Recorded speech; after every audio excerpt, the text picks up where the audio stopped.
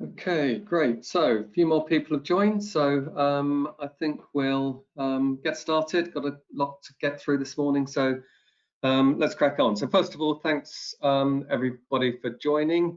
I was going to say good to see you all, but obviously I can't see you all.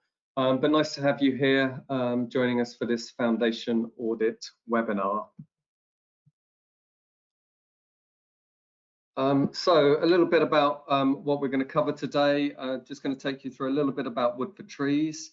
Then I will talk to you about sort of a foundation audit, why do a foundation audit, what it gives to you. We'll then go through a few typical outputs from a foundation audit, what it is that you will get. And then delighted to have Lee Derrick here from Cats Protection, who's going to take you through a bit of a case study on what they got from their audit and what they've gone on to do from some of the findings from it. Lee's actually not quite with us at the moment, but he will be joining shortly, and I'll hand over to him once I've taken you through my slides. So, to start with, a little bit about Wood for Trees for those of you who haven't come across us before. We're a specialist data analytics, insight and systems agency working with some of the world's best known charities. And our core focus is to try and help you improve fundraising efficiency and performance through things like insight, analytics, database solutions, and also sort of marketing automation tools. We've been around for 13 years now and helped 100+ charities over that time. We've now got a team of 30+ people focused on delivering that service. And we're very proud to say we've won a few awards along the way. We are Premium APTCO Partner of the Year at the moment, supporting 25 clients across the sector using the APTCO Marketing Suite. We've also been recognised by the IOF Insight Special Interest Group as Supplier of the Year for the last 3 years. Unfortunately, there wasn't an awards this year due to COVID, so we still, well, maybe fortunately, because we retain our title. So as I've said, we collaborate with some of the world's best known charities, and we partner directly with our clients. We like to embed with our clients and work with in-house teams to really become part of your team and support your fundraising efforts. And there's a few of the people that we've helped along the way. I know some of you are on today, so thanks for joining and thanks for being part of the journey.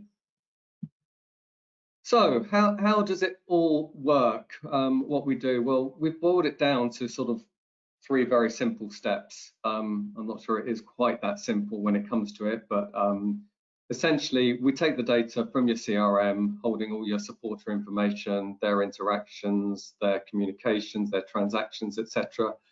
And we build and categorize that into what we call our CCDM, or the Wood for Trees data model. That enables us then to drive the insights and services that we can provide to you from that. So it all comes through that data model. That will lead to a lot of the insights and outputs that you get from the Foundation Audit, which I'm going to take you through today. It also drives our Insight Hub reporting tool and can link into the APTCO Marketing Suite for marketing automation, etc. So all in all, quite simple. So what is a foundation audit then, and why do you need one? We tried to boil this down to sort of 4 key points, really. Some of the key reasons that people have come to us over the years asking for a foundation audit. First of all, it's what the foundation audit provides is a sort of helicopter view or a big picture view of your fundraising program. Now, it's all too easy to get lost in the day-to-day operational side of what you're doing, getting campaigns out the door, checking response rates on those campaigns, tweaking them, optimizing. But it does often mean that you lose the bigger picture, actually what's going on with your supporter base, what income streams are really paying back, which ones need a bit of attention, and the like. And obviously in times like we've had this year, that firefighting has really come to the forefront for a lot of you, in that, you know, just trying to make sure that you're making things happen and getting income in these times is a real focus. So you know, the ability to step back and see what that's done overall, I think, is really key. And things have undoubtedly changed through this year. So, you know, being able to look at what the implications of that are through that sort of, you know, above and beyond that firefighting lens becomes more and more important. You know, a lot of our clients, a lot of charities are doing quite well through the pandemic, in that they're attracting new audiences, testing new channels, and seeing some boosts in their income. Others doing less well. But where are those changes coming from? What does the new audience look like? How is your existing audience responding to your new activities and these kind of things? Have you got time to really step back and look at that? And that's what a foundation audit can provide you. It'll also help you. One of the key reasons for this is just to really understand where you should be spending your budget to acquire and retain supporters. And obviously, as budgets are tightened, then that becomes more and more important. The data can really help you optimize and find those efficiencies in your program. So where it becomes even more important to direct funds in the right direction, this can really help. The final reason, something that we've seen time and time again over the years, a lot of people move around into different charities, and often as you come in, you want to find out, you know, what's going on, what has been happening, what's been working in your charity, and so on. And the foundation audit can really help give you that background, give you that context from a data perspective. So where some of the knowledge may have been lost, then that you know, this can help you. So what does a foundation audit look like? What does it deliver to you? It essentially comes in two parts. The first part we grandly term data interviews. They're not quite that frightening. Really, it's our chance to come in and talk to the key stakeholders across the business, understand the challenges that they're facing, understand the requirements they have, what they want the data to do for them, and understand what, you know, what their goals and strategies for the organization are. Whilst many charities, you know, face the same challenges, have the same ultimate goal in raising funds, everyone is different, and the interviews allow us to really get to grips with the organization and target the insight and the analysis that comes out of the audit specifically to the challenges that you face. So off the back of that, as I've already touched on, we'll take a cut of your CRM data, we'll load it into our data model, and then we can start to provide insight across a range of areas, what your donors look like. We'll do a health check on the data quality and provide you with insights and understanding of that. We're also able, you know, in our unique position of working across so many charities across the sector, we're able to give you benchmarking on, you know, what good looks like and how your program compares to what we see elsewhere, and tips and ideas on what that could be. And all that will lead to a number of recommendations and a roadmap to sort of drive your fundraising and data strategies going forward. So how you make best use of the data assets that you've got, what they're telling you, and what you can do with them. The types of things that we'll cover fall into sort of four key categories.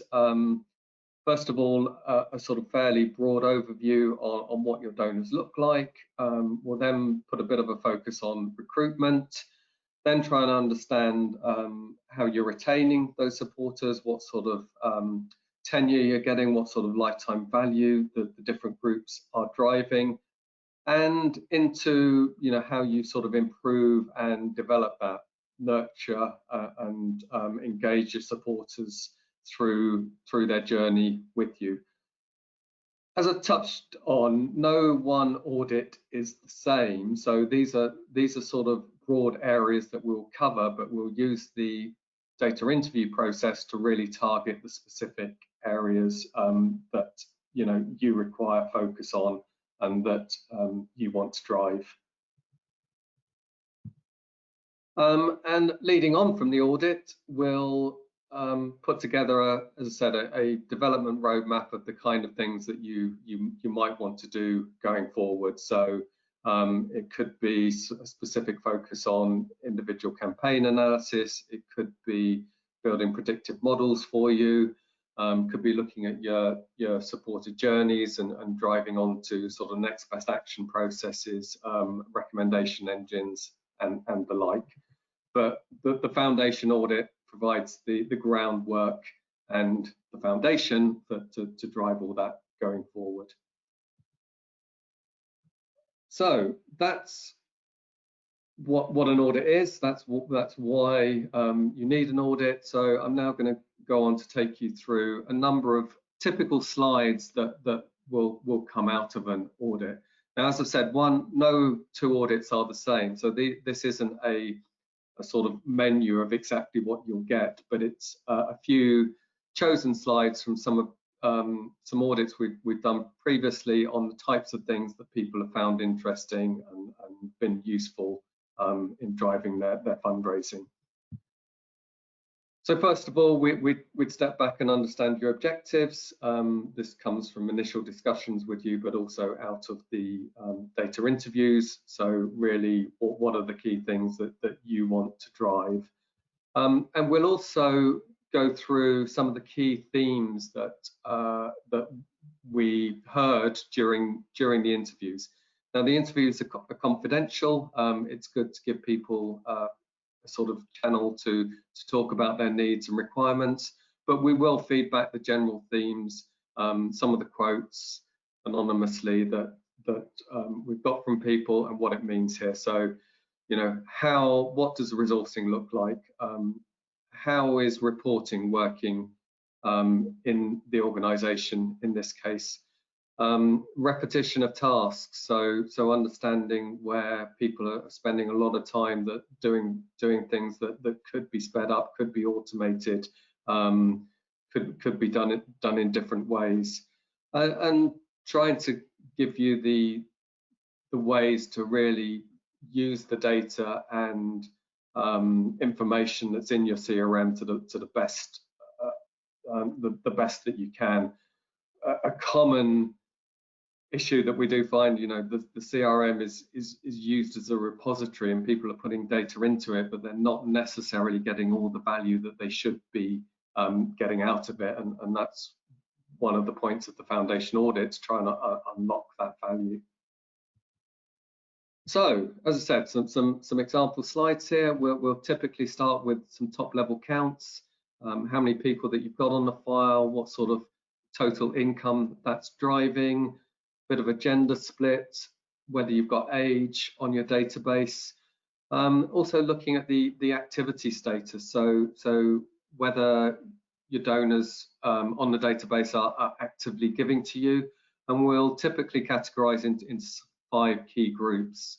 New donors, those that are active, giving in the last couple of years, those that are lapsed, given in the last 2 to 5 years, and then a sort of pot who we term deeply lapsed, who haven't given you typically for 5 years plus. The final pot is people who haven't actually donated to you. Can be a number of reasons for that. That they are doing other things, they're engaging in other ways, but also it's a good sense check and a cleanup of the data that you've got on your database, particularly obviously important in post-GDPR times that you are holding data for legitimate reasons and legitimate purposes.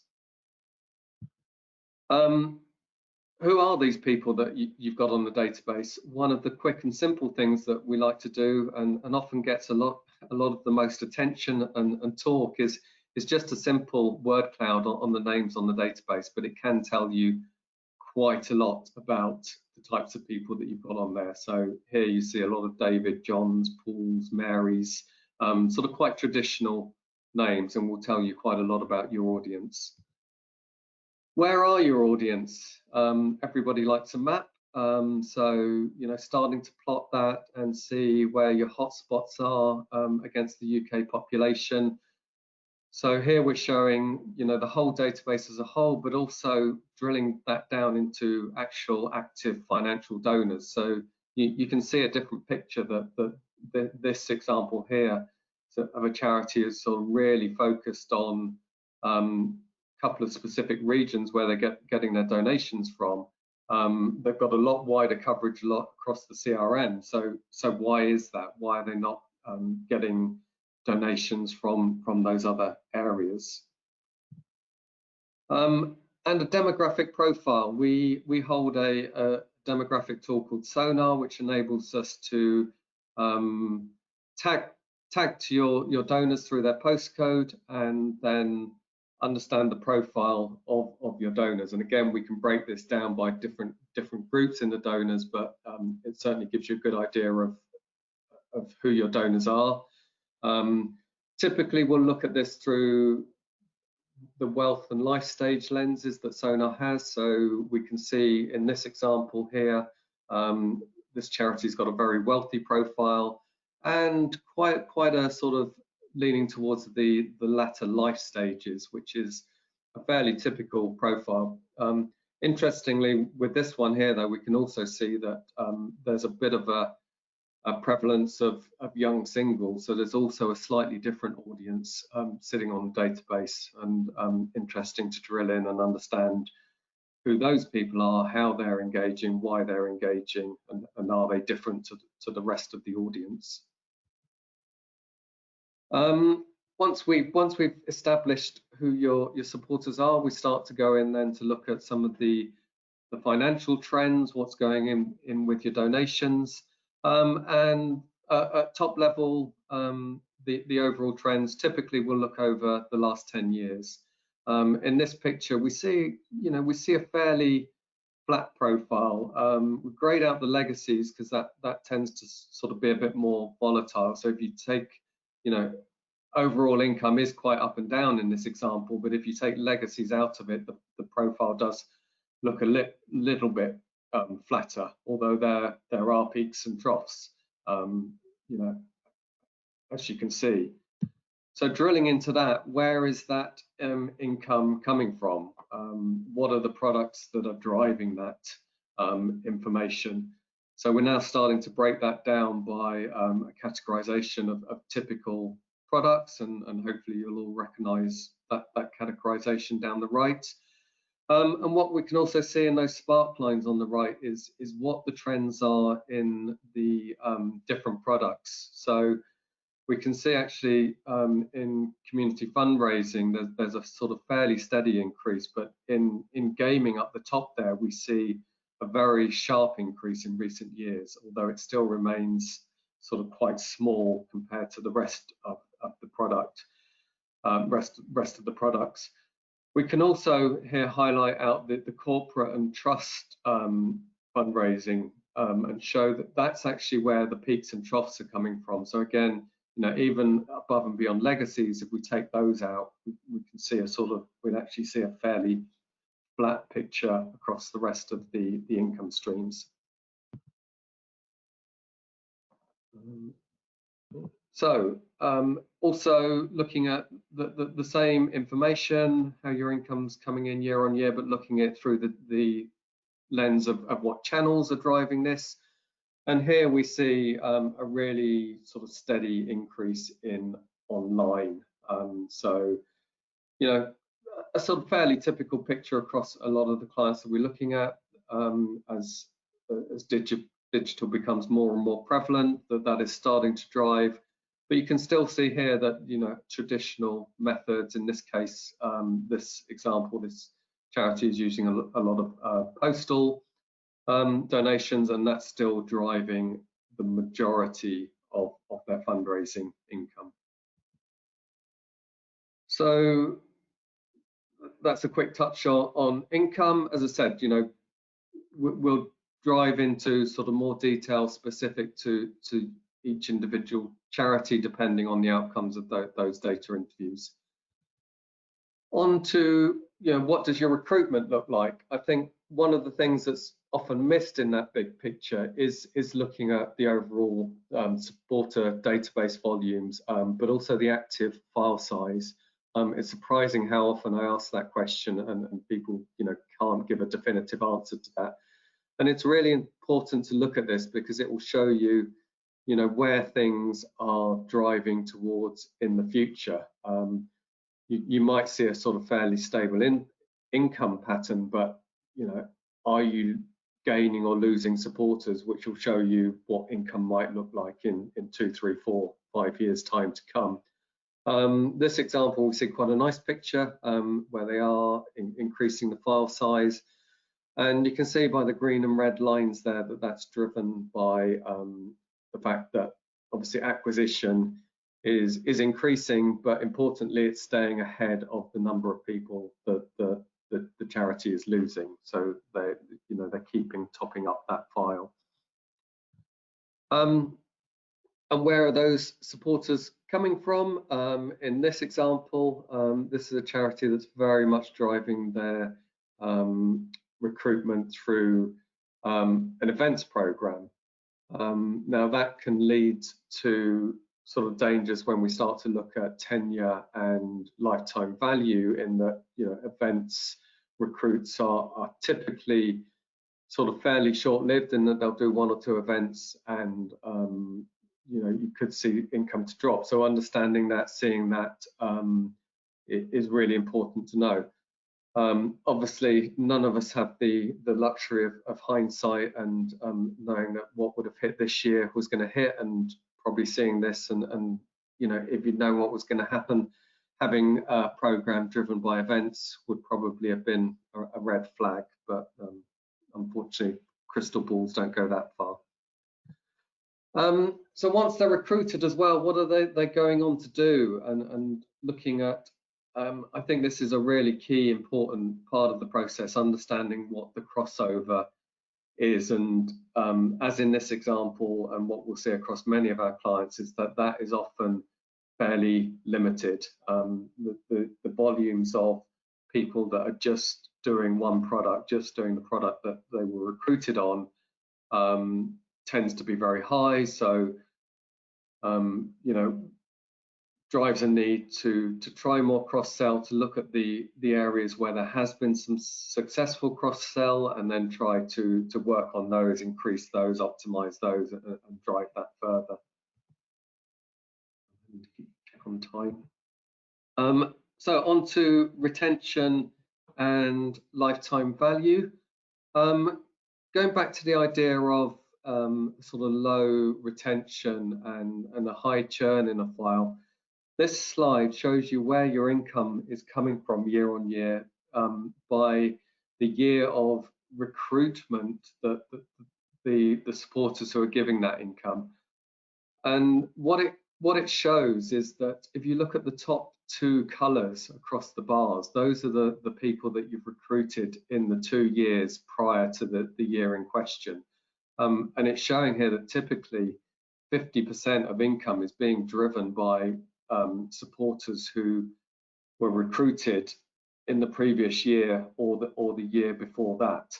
And after that, they're not driving much income beyond that. So retention is clearly an issue, and it shows that, you know, you're really having to drive the recruitment wheel really hard just to keep income up. So putting more of a focus onto retention and trying to retain those supporters will obviously be a key part of that. Conversely to that, you can also actually see in the bottom here the very dark sort of purpley colour, that there's also a consistent group of people recruited over 10 years ago that have been fairly sustained and fairly flat in driving around about 20% of the income through the years. So whilst there's also a lot of churn in the sort of new recruits, there's also a very steady base of loyal, valuable donors who need to be focused on, looked at, thanked, and nurtured. So it can really highlight those groups and who are the key groups of supporters driving your value. We'll take a look at lifetime value, key metric that everybody is interested in or should be interested in to sort of understand not just the impact of your initial campaigns, but where is the value coming from going forward. Unsurprisingly, here we see that corporate trust and events do drive the higher lifetime values because they tend to be higher value giving, and in this case, cash giving is really quite low. So the next step to that is to then go on and look at how is that value increasing and building over time. So looking at how lifetime value increases through the tenure and lifetime of your supporters. And here we can see quite a different picture in that some of those higher value products are driving value in the short term, but they're not really building year on year as people don't go on to do them again or to do other things. Whereas things like cash and regular giving do see much better growth over time, and in this case, actually, you can see cash driving to over a 10-year period, providing a very good lifetime value compared to some of the other products. Final piece, or the final piece of what I'm going to show you in the story. There's a lot more that we do tend to cover, and we'll come into this.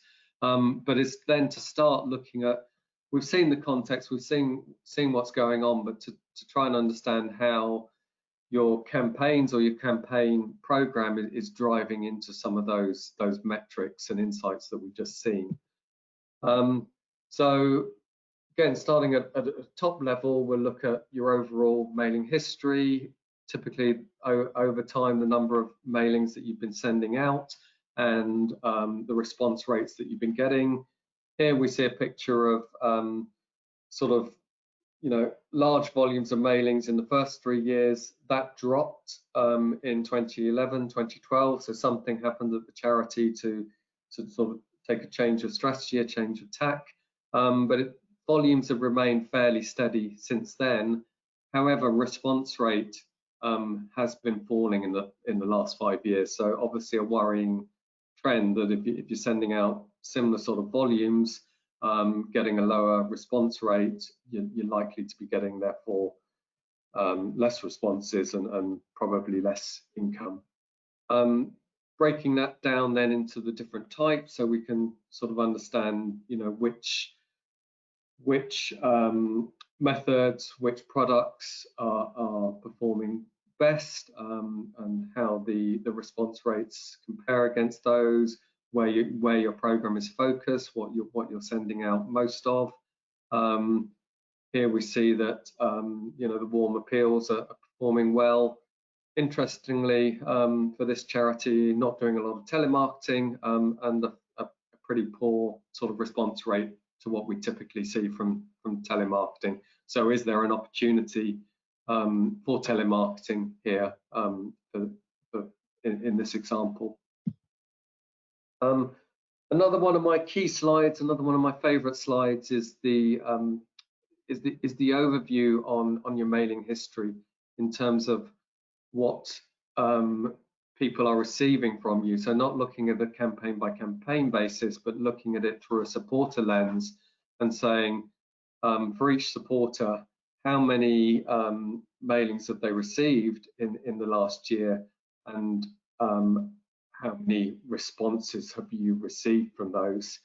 And we'll typically see two things in this chart. This example here is showing very high volumes in the top left of the chart, where people aren't really being given the opportunity to respond. Now there may be reasons for that, and we'll dig further into that. But at a very top level, it shows that the vast majority of people on the database are receiving one or two mailings or not at all, or one or two communications, but not or nothing at all. Why is that? What's driving that? The other thing that we often see here is that actually it might skew down towards the bottom left of the table, where we see a high volume of people receiving vast amounts of communications, but not necessarily responding, and that flags another issue and a different question then to delve into and understand more, to see, if you're sending out so many communications, people aren't responding. Is that because you're sending them the wrong things? Are you not targeting well enough? And questions like that. And really then getting into the sort of tactical stuff is then to look at an individual campaign and try to sort of break that down, and seeing breaking it down by some key RFV type variables we'll typically start with. So if people are responding already highly, that they will tend to respond again, as you can see by the green line in the chart on the left there. But there's still quite a lot of people in this example being sent who are in the low RFV category who aren't responding. So again, why are we sending information to those? Looking at it through other lenses though as well, in terms of first product and first channel, we'll look at things like tenure, demographic information, all these kind of things, and break that down into how the response rate varies by these different variables. Okay, sorry, I forgot I had that slide. So showing you some of the other examples of things we'll do. That then boils down into building a sort of initial segmentation that could help improve and optimize a specific campaign. And usually that would be something that we would identify through the rest of the audit as to being one of the areas of one of the problematic areas, or one of the areas that we and you want to focus on most, to sort of really drive the quickest value for you. The final part of any audit would be then we would summarize that up and give you recommendations on where to go next, what you can be doing with the quick wins, and what further things we think you should be doing and would be useful to you. But rather than show you that, this is where I'm going to hand over to Lee. Yeah, so I'm just going to talk to you about our data journey in recent years and how Woodford trees have helped us. I feel like Boris now. Next slide, please. Oh, that's nice.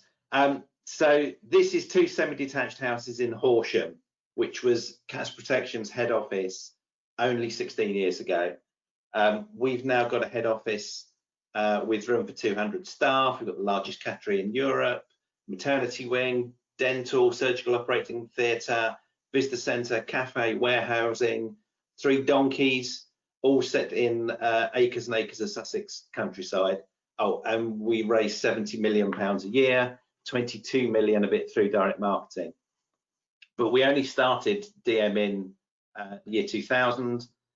And as that small charity, we had a small charity mentality, which was great in terms of passion for the cause and looking after our supporters, but not so great in terms of everything technical, because we were trying to do it ourselves. And if we did have to spend money on something, then we did it on the cheap. Our CRM system wasn't fully implemented. We bought the base software with no optional modules, and most of the functionality was switched off. We customized and we bespoked, frankly, we made a bit of a mess of it all. Next slide, please.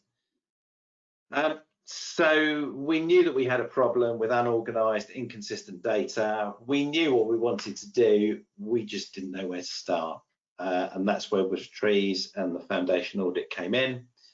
At the very beginning, as part of the process, we were able to identify duplicate records, deceased people, and clean them to actually understand the size of our total base. Then through the audit, we started to properly learn on an ongoing basis rather than campaign by campaign who was giving to what. We understood our active and lapsing files, and we could start to do something to affect that. The number of mailings received by donors gave us insight that really changed our perception, because of course, if you're working on a dozen mailings a year, you're thinking that's really quite intensive. But when you get sort of data back that tells you on average people are getting 3 a year, you realize there's probably an opportunity. Categorization and hierarchy of the different groups also for us really helped, gave us different ways of looking at our results. We used to segment our appeals by putting legacy pledges right at the top of the hierarchy, and they always gave us really good results. What we found through the audit is actually that group of legacy pledges was made up of lots of really long-standing members of the organisation, and then lots of recent cash givers, both of whom, of course, you'd expect to respond well to a campaign. So it just altered our thinking. And then truly understanding our results has allowed us to improve our activities and then make the case for everything else that's followed along this line. So we've now grown our data team from 2 people to 7 people. We've got analysts, we've got all of our selections in-house. We're starting to do our own insights. We're using propensity models to select mailing files. We can properly measure results and KPIs against others in a standardized way. So I know John mentioned the benchmarking before. And we've just got data and insight now that we can bring to our product development and our analysis. Next slide. We always had a range of different products, but we couldn't really define them very well, or the audiences that took part in them. Now we understand that so much better, and we can classify our products, which helps us with cross-selling. It helps us with having better journeys to suit all the different kinds of supporters that we've got. We all like a good Venn, and I was glad to see that John had one, and spookily I've got a very similar one on the next slide. And it actually, this is now probably a couple of years old, but it's live data, and it proves John's point that there's lots of people who are only doing the one thing that we brought them in on. I think probably proportionately we've got more people doing everything, and obviously we love these 2007 people dearly. But you know, all of this information was in our database. We just didn't know how to pull it out. So now we're planning to move into the sort of the next stage on our data journey, and we're looking at moving forward with Wood for Trees' help. We're currently rationalising all of our income and expenditure coding so that it's logical and consistent, and allows us to do really helpful things like reconciling with finance so that we can all agree where the money's come from. Next year we'll implement People Stage so that we can deliver multi-channel journeys for our supporters. We're now pulling data from other sources, so CP has databases for people who adopt, people who get neutering vouchers, people who've relinquished a cat, and Wood for Trees are helping us to pull all of that information together and get a better picture of people, because of course there's massive crossover. The data team are now the start point for our budget setting. rather than the marketers. The marketers are probably still at the end of it, but at least it's based on more on facts and on data now. We're automating as many processes as we can so that we can spend our time making use of the data rather than trying to deal with the data. And this team is now hugely contributing to our new individual giving strategy, which is part of the overall CP corporate strategy, which is hopefully starting next year. So we really genuinely could not have done any of this, plus other things that we don't have time to talk about, without the audit at the beginning. That gave us the clues in the name, the foundations to actually go forward with some confidence. So I'm happy to answer any questions now, or I can hand back to John.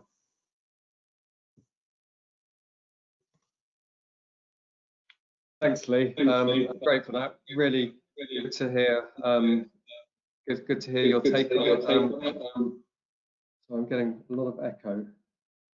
And yeah, a couple of things I'd just like to pull out from there that you highlighted. One thing around the mailing volumes.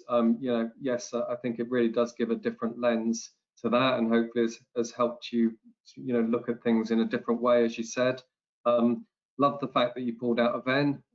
We have a lot of debate internally around that Venn, so nice to see you using it. And also, I think, really encouraging to hear how the audits helped you drive things internally and take things on in-house and build that team in-house, build the capabilities and abilities that you've got there, which really shows, what the Foundation Audit was designed to help charities do, and you've certainly done that. So thanks for joining us and sharing. So I think that brings us to the end, but yeah, I'd like to open it up to questions now, either for myself or for Lee. As he said, he's happy to answer anything. So you should have a questions panel in your control panel. So if anybody would like to sort of fire away and kickstart with a question, we'll see if we can answer them. Okay, questions starting to come through now. So Claire is asking, Lee, did you have to work hard to convince others to do the audit? Good question. Lee, if you can take that.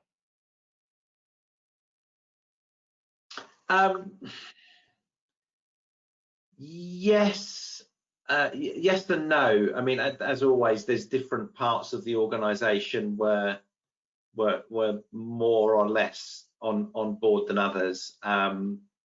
We've got quite a large data set.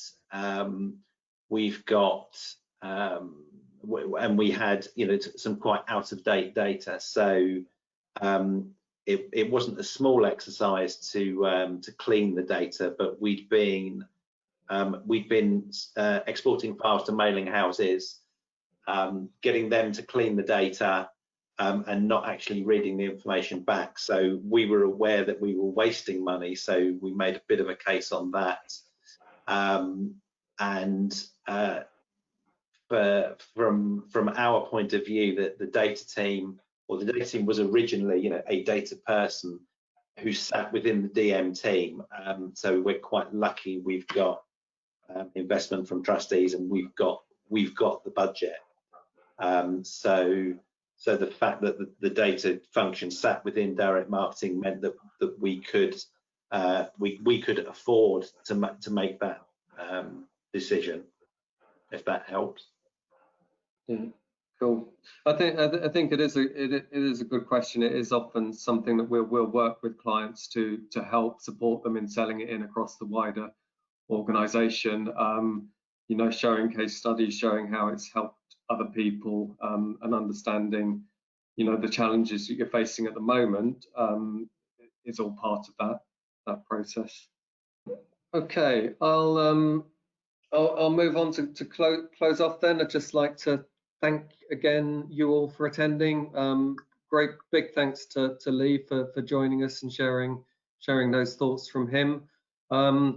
Please do get in touch if you'd like any more information. We're happy to offer a sort of 30-minute consultation with you to help you understand a bit more about what the audit can offer you, and perhaps help you, start to answer that question that's just been asked in terms of how you might sell or convince into the rest of the organisation.